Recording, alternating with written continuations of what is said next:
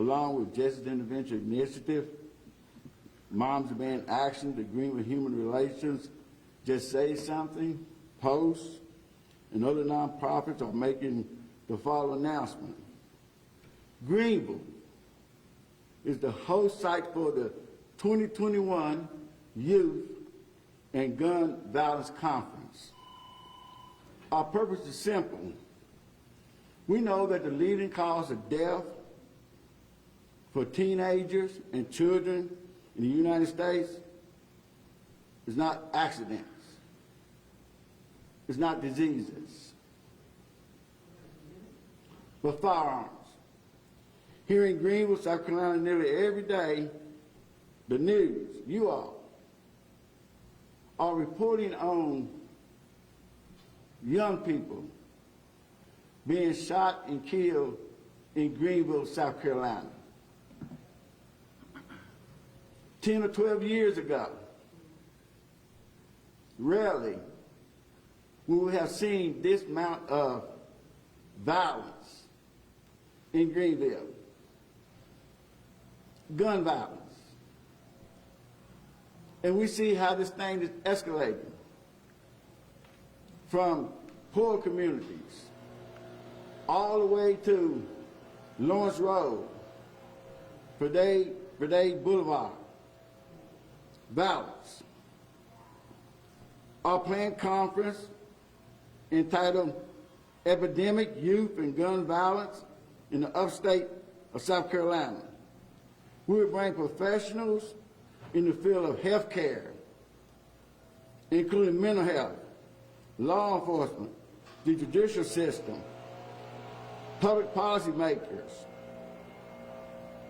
local youth, diverse stakeholders to address the devastation of gun violence with a particular focus on Greenville County.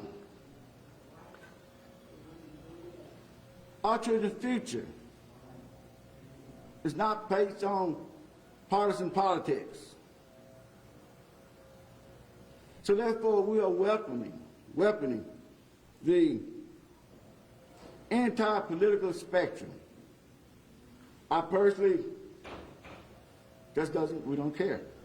I don't care if you're a Republican or a Democrat, elected official of either parties are going to be invited to come to the conference, engage in dialogue, to move and protect our community in the area of this epidemic of violence.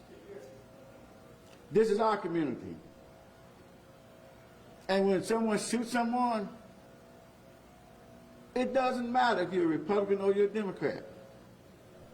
But it does matter to us if you are a citizen of Greenville County. It is our responsibility, not solely the responsibility of law enforcement, but as the entire community, we have to come up with a strategic plan to protect every single boy, girl, man, and woman in Greenville County. This is a serious issue. How serious is the issue? Well, let's look.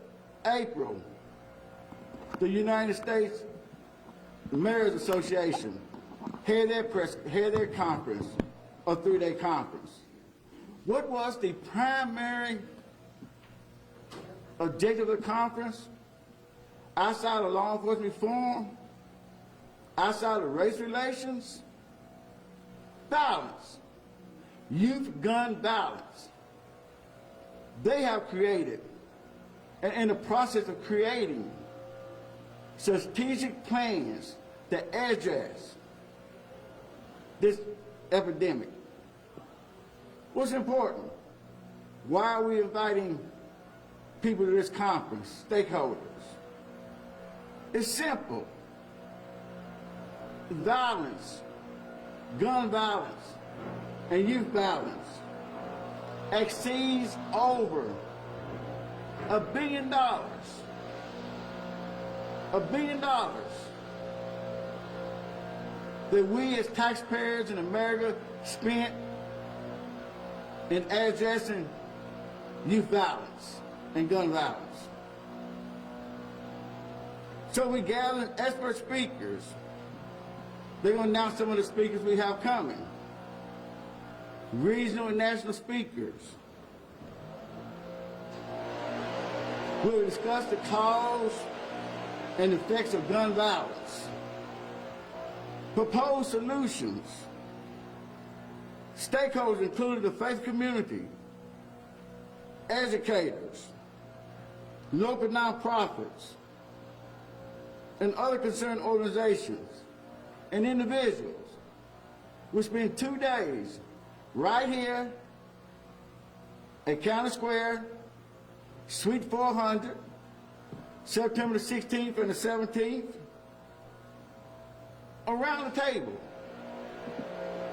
so we can figure out how to resolve this escalation of violence in Greenville County.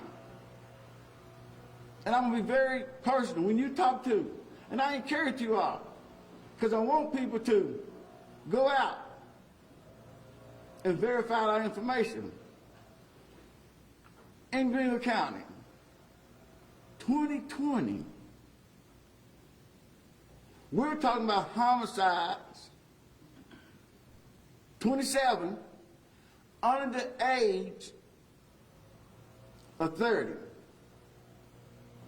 27 homicides under the age of 30. And you all gonna be amazing, or y'all gonna be amazed to see that when you look at the data, it shouldn't make our heart weak. 15 years up, 14, 17, 18, 19. Black males, black females, white males, and white females. Noonday violence. That's what we call it, noonday violence. Community violence. This is a sense of urgency. And I'm grateful for the committee to come together and decide that we in Greenville County must take responsibility and we must take control of the dialogue and we must hold every community accountable for this escalation of violence.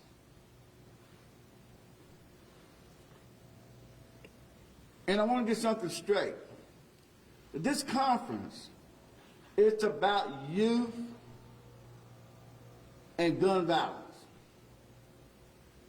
The dialogue with law enforcement is a separate dialogue, and we're not going to entertain those two conversations. I understand the importance of police-related shootings, but I also understand this. Police-related shooting counts only 8% of the entire violence in a community in America. Let's get that straight.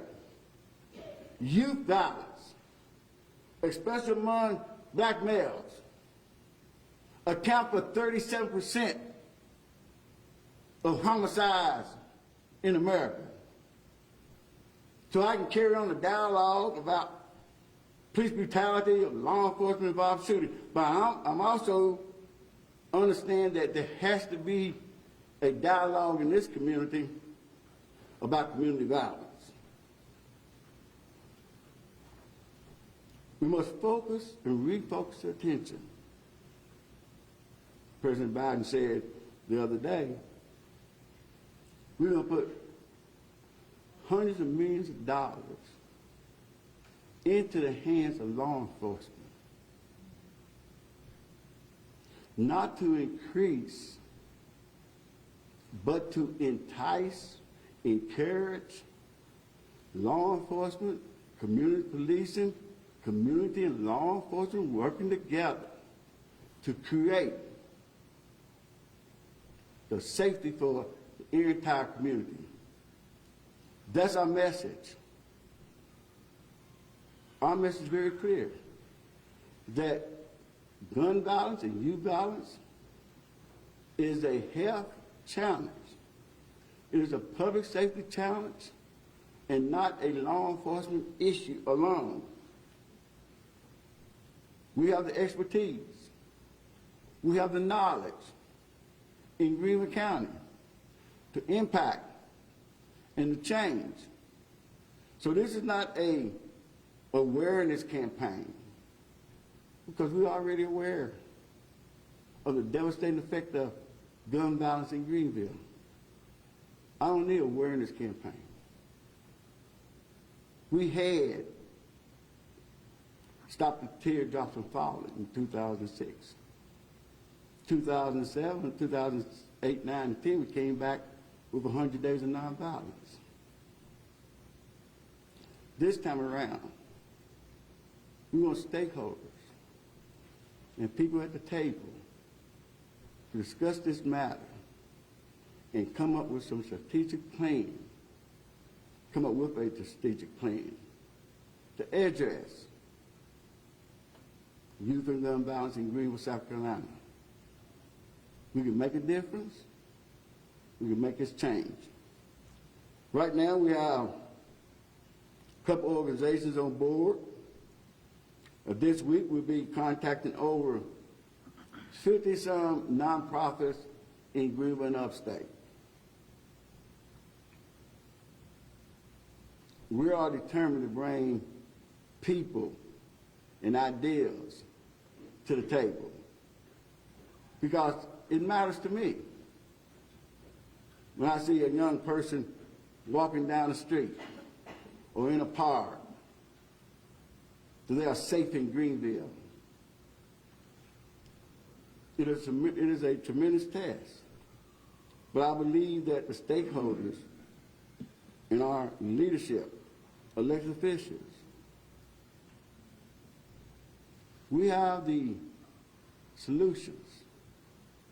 The problem is serious, is that we need to bring people together and have some serious conversations.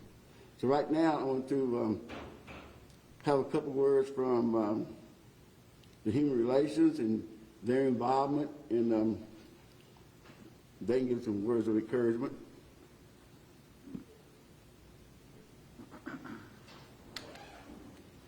Good morning. My name is Martin Watson with Greenville County Human Relations, and we realize that the gun violence has been a rise since COVID-19 and before. As representative of Greenville County Human Relations, we're standing behind anyone who's basically wanting to reduce that violence. So as a partner of the community, we're hoping that we can, with this conference, that we can actually talk about some things to reduce this. Not something that would be something for short term, but for something that would be sustaining. So just to kind of let you know, we are behind you as far as helping to reduce this gun violence in the community. Thank you. We also have partners with us. One of the most sincere efforts that I have engaged, and we've been doing this committee has been meeting for the last 4 months. So it's not something we just off the hip.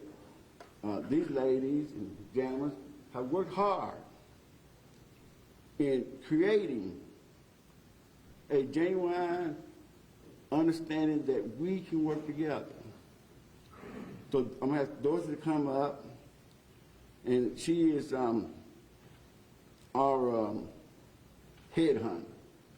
In other words, she's going out here and hunting for people to come to the conference at a very low cost. So her job is a difficult job. And she is talking to people, experts across America about Greenville, South Carolina. So Dorothy? Hi, everybody. Thanks for taking the time to listen to us. This conference is a joint effort. When we first started talking, we realized that we wanted to put something together not just that's going to cover statistics. We've got all the statistics, we know all that, but we want to look at what causes the violence. You know, it's an incredibly complex issue. There's not one simple answer. If there were, we would have already resolved this. So that's why we're looking at bringing lots of people together with this. We have been able to get 2 keynote speakers that we're very, very happy about. One of them is Chris Singleton. I don't know if you're familiar with him. He is from South Carolina. He's from the Charleston area. He is a 25-year-old who had a minor league baseball contract and straight out of high school, and he gave that up after his mother was one of the victims at the Charleston Mother Manual shootings, and he felt a true calling in his life to have to go out and basically discuss love and nonviolence and how do we get people to work together and understand that it's a stronger community, that people have to figure out how to get along with each other and resolve issues. So he's going to come speak with us. We're thrilled to have him. He actually is a national speaker. He's doing this at an incredibly reduced rate for us. And since we're all nonprofits here, we are, as Paul mentioned, doing some fundraising. That's very important. But we really want to thank Chris Singleton for doing this. The other speaker that we have lined up for a keynote is Dr. Jocelyn Smith-Lee. She is a PhD public health researcher out of North Carolina. She was formerly in Baltimore, but she's done a lot of research specifically in the Black community with Black men and Black youth, trying to figure out how does the violence get started? At what point in time does that happen? And what are some issues that you can do to resolve that? So those are 2 of our keynotes that have connected. We also have local people and within the state that are going to be talking. We're going to be focusing on domestic violence, suicide prevention. It's a huge issue. That's still the #1 cause of gun deaths in this country, and it's true in South Carolina as well. So we're going to get the Greenville community, the schools involved, talk about the impact. Obviously, we're going to hear from the youth. How is this a day-to-day occurrence in their lives and how that affects them? So that's some of them. I think, Mary, did I forget anybody? Okay, great. Thank you so much. Appreciate it. As I stated before, not to really emphasize that under the age of 30, when it comes to suicide,